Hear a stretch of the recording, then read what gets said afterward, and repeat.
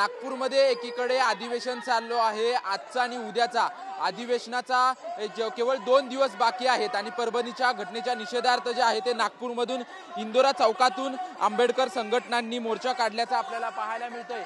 मोठ्या संख्येने आंबेडकर संघटनातली सर्व कार्यकर्ते जे आहेत ते या ठिकाणी मोर्चाला उपस्थित असल्याचं आपल्याला पाहायला मिळतंय आणि हा मोर्चा जो आहे तो विधान भवनाच्या दिशेने जाताना आपल्याला पाहायला मिळतोय। परभणीतील घडलेल्या घटनेसंदर्भात हा मोर्चा जो आहे तो मोर्चा काढण्यात आलेला आहे।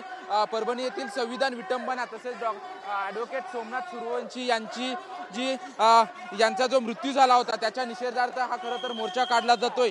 थोड्याच वेळापूर्वी मुख्यमंत्री देवेंद्र फडणवीस यांनी परभणीतल्या घटनेसंदर्भात सभागृहामध्ये निवेदन दिलं होतं आणि पोलीस प्रशासन कशा पद्धतीने पुढे कारवाई करेल आणि सरकारच्या वतीने कशा पद्धतीने कारवाई करण्यात येईल याची माहिती जी आहे ते मुख्यमंत्री देवेंद्र फडणवीस यांनी थोड्याच वेळापूर्वी सभागृहामध्ये दिली होती। न्यायालयीन चौकशी होईल, त्याचसोबत सोमनाथ सूर्यवंशी यांना देखील त्यांच्या कुटुंबाला आर्थिक मदत करण्याचा शब्द जो आहे आश्वासन मुख्यमंत्री देवेंद्र फडणवीस यांनी दिलेला आहे। परंतु आपण नागपूरमध्ये पाहतोय की इंदोरा चौकातून सुरू झालेला मोर्चा विधान भवनाच्या दिशेने जातोय आणि या ठिकाणी मोठ्या प्रमाणात पोलीस बंदोबस्त देखील आहे। कारण ज्या पद्धतीने परभणीमध्ये घटना घडली होती त्यानंतर ठिकठिकाणी आंबेडकर संघटना ज्या होत्या त्या रस्त्यावरती उतरताना पाहायला मिळत होता।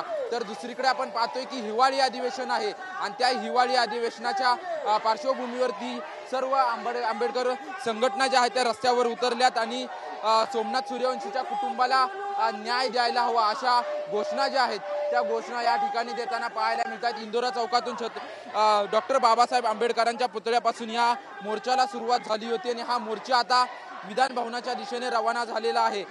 एक विशेष पाहावं लागेल की पोलीस कुठपर्यंत या मोर्चेकऱ्यांना जाऊ देतात, कारण की विधान भवनाच्या आजूबाजूला मोठ्या प्रमाणात बॅरिकेडिंग करण्यात आले आहे।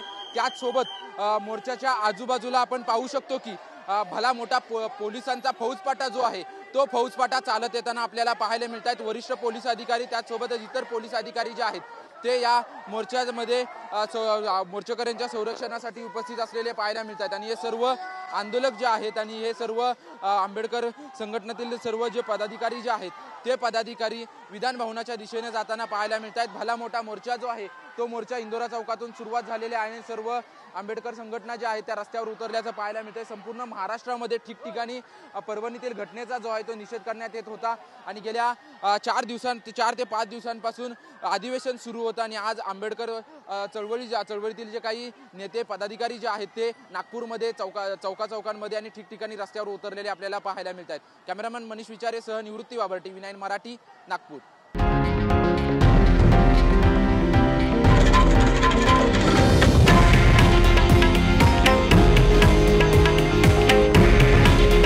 हे आहे देशातील नंबर 1 न्यूज नेटवर्क आणि आपण पाहत आहात TV9 मराठी। काळजी तुमची, हित महाराष्ट्राचं।